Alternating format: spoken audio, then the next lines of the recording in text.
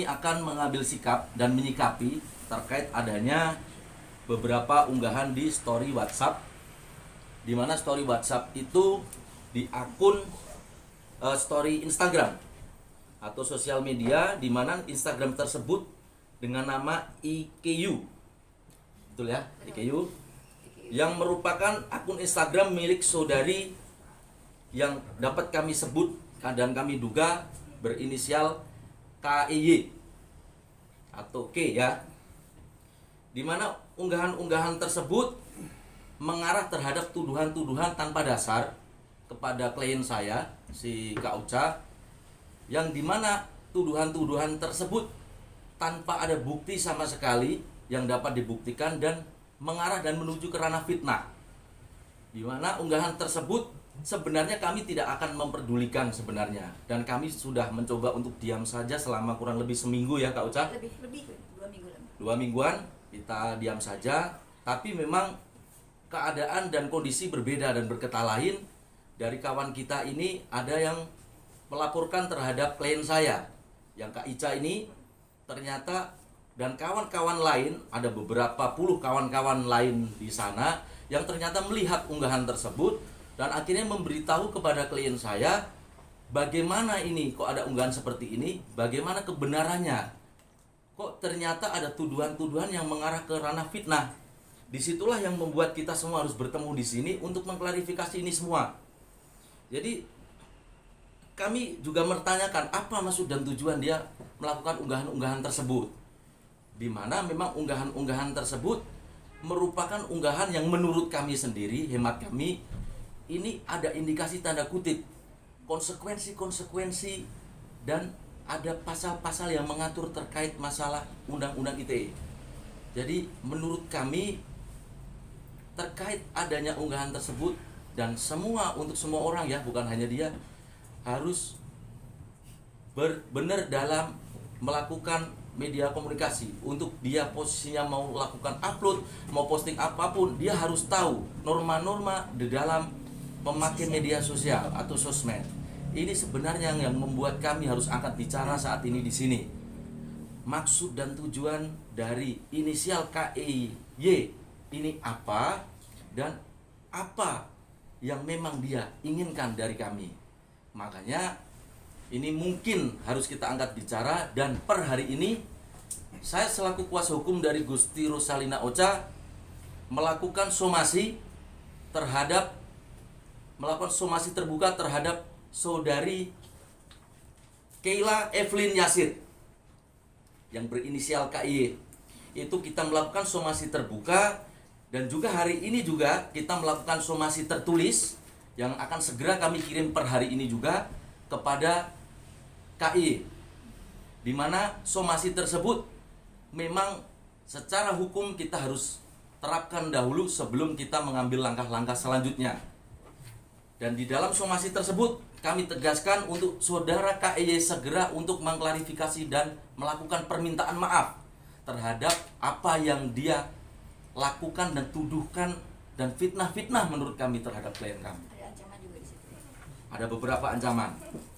Jadi untuk terkait lebih lanjutnya, nanti supaya kawan-kawan saya ini yang ada di sebelah nih, Kak Astrid, terkait masalah statement-statement yang kemarin sebelumnya dibuat sama si Kak Ocha sebagai Ketua Perlindungan Perempuan dan Anak Organisasi Perempuan Merah Putih, nanti supaya dijelaskan ini ketuanya, Kak Astrid. Dan nanti terkait masalah siapa yang memberitahu klien saya. Ternyata klien saya ini bukan tahu langsung dari apa yang ada di dalam handphone, apa yang di storyin, tidak, tapi dari orang-orang lain, kawan-kawan kita yang menginfokan dan memang yang peduli dengan klien saya. Termasuk Kak Ica ini salah satunya. Ya mungkin nanti bisa dijelaskan Kak Ica gitu ya. Itu memang kenapa kok bisa sampai Kak Ica ini memberitahu klien saya. Terus di situ Kak Ica itu kapan mendapatkan informasi dan story WhatsApp itu, coba nanti dijelaskan Kak Ica. Gitu kawan-kawan mungkin. Bang, tentang unggahan itu, kalau boleh tahu apa isinya sehingga merasa dirugikan? Oke, sebenarnya masalah apa isinya itu buat saya sih sebenarnya ya sudahlah ya gitu, karena semua manusia itu pasti punya hal-hal ya, ya entah itu benar entah tidak, lu mau nyenggol sih nggak masalah buat saya. semua orang berhak untuk berproses menjadi baik. Nah itu ada hal-hal yang mungkin menyinggung tentang hal-hal yang sebenarnya tadi entah itu benar entah itu tidak perlu dipublish. Kenapa? Semua orang berhak untuk berbicara, semua orang berhak untuk memberikan komentar ya. Artinya kan waktu itu saya memberikan suatu statement itu karena diminta. Nah otomatis kan saya memberikan statement atas nama saya sebagai Ketua Perlindungan Perempuan dan Anak. Saya memberikan statement itu, ternyata beliau tadi menyerang saya dengan bahasa tadi yang menurut saya tadi kurang pantas untuk dilihat oleh masyarakat luas. Tapi kembali lagi saya pun tidak merespon di awal karena kenapa? Ya sudahlah, saya juga bukan orang manusia suci. Semua tidak ada yang suci manusia. Pasti punya ada sisi gelap, pasti punya masa lalu. Dan bagaimana manusia itu berproses menjadi lebih baik itu kan yang dilihat sebenarnya. Tidak perlu melihat yang lalu-lalu atau apapun itu. Itu kalau benar begitu.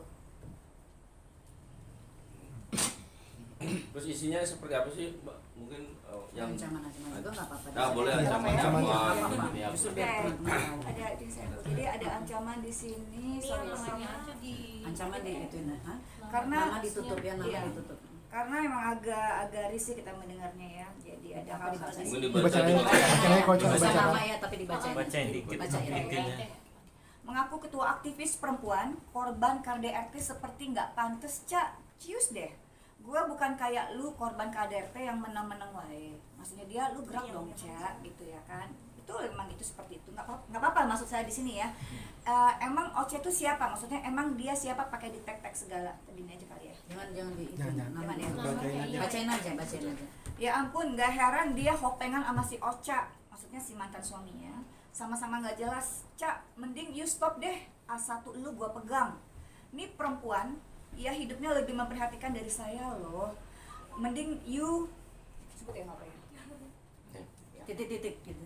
Gak apa ya, gimana nih? Mending you ngubas aja. Sono Cak, bakar. Urusin hidup lu sendiri yang lebih berantakan. Mau gua bawain polisi tes urin, Cak? Nah, kembali lagi. Terus yang ancaman mau disiram apa tadi? Disiram cabai itu dua aja dulu ya. Ya. Oke, nah ancaman di sini adalah lu usahain jangan sampai ketemu gue, Cak. Ntar gue siram pakai air cabai sama terasi loh. Ya, cukup deh itu aja. Sisanya mah. Jadi sebenarnya sih Bang ya, Bang. Jadi gini, merespon dari beberapa hal yang disampaikan di story WhatsApp yang memang secara terang-terangan nih udah ditujukan kepada klien kami. Saya cuma hanya menghimbau bahwa negara kita ini adalah negara hukum. Jadi bagaimanapun kita tahu apapun keadaan dari siapapun, kalau kita di situ melakukan justifikasi ke dalam medsos yang dia seolah-olah merupakan penyidik dari kawan-kawan Polri yang punya kewenangan untuk melakukan dan pendalaman terhadap orang tersebut, ini menurut saya kurang pantas. Karena apa? Karena dia sendiri menurut saya saat ini harus lebih terpentingnya mengedepankan emosi diri untuk terkait perkara-perkara kemarin yang menimpa dirinya, bukan malah melebar terhadap orang-orang yang saat ini benar-benar sayang dan peduli sama mereka semua, malah kita sendiri malah yang diserang sama mereka. Ini nggak pas menurut saya.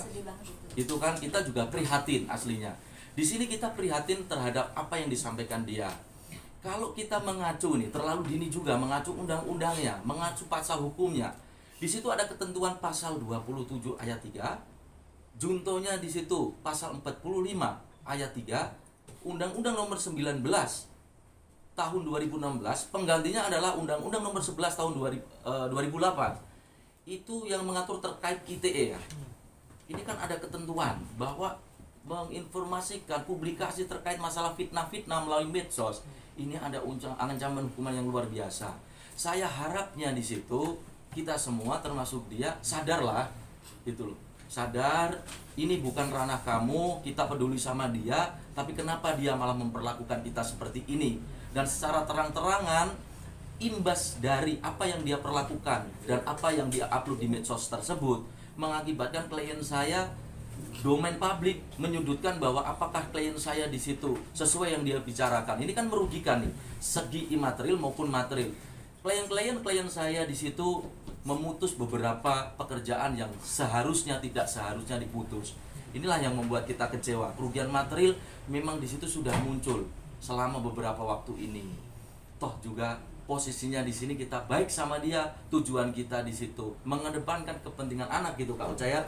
Mengedepankan kepentingan anak. Yang perlu diketahui satu, bahwa anak itu tidak ingin dilahirkan lewat kita, tapi kitalah yang meminta anak itu dilahirkan untuk kita. Makanya bahasa anak di dalam agama saya, kalau saya ini muslim, adalah sebuah titipan ilahi yang harus kita jaga. Kenapa ini orang malah melebarnya ke ranah lain, bukan mengedepankan titipan yang diberikan yang kuasa gitu. Nah, Bebas anak lah sebenarnya. itu ya Kak. Iya. Jadi terkait apa beberapa tanggapan itu silakan nanti perempuan merah putih lah yang akan bicara. Ada statement itu, apakah dulu di situ ada tugas dari perempuan merah putih yang memang peduli banget terhadap kepentingan perempuan kan gitu. Di situ kami masih menduga, karena bukan hak kami juga menyatakan bahwa dia sudah menyemarkan atau tidak. Kami menduga dari kata-kata yang dia story di Instagram tersebut, kami duga memang adanya indikasi menuju ke pencemaran nama baik. Iya. Itu sih aslinya. Bang, sorry Bang, Batasan soal waktu, ancamannya Bang. Soal Bang, ancaman. somasi ini ada batasan waktu. Somasinya kapan mau dilayangkan Bang Ini secara hari tertulis ini Bang? juga. Hari ini per tanggal 23. Ini tanggal berapa? Boleh Bang ditunjukin Bang, biar enak Bang. Oh iya. Per tanggal 23 nih. Bang ditunjukin Bang, tunjukin Bang. Tahan dulu. Nih, oke. Tahan Bang. Maksudnya sih yuk mari kita ininya saling sopan-sopan, saling menjaga adab. Ya, oke. ya. Mari Bang, samping. Ya, per tanggal 23 memang kita layangkan somasi ini.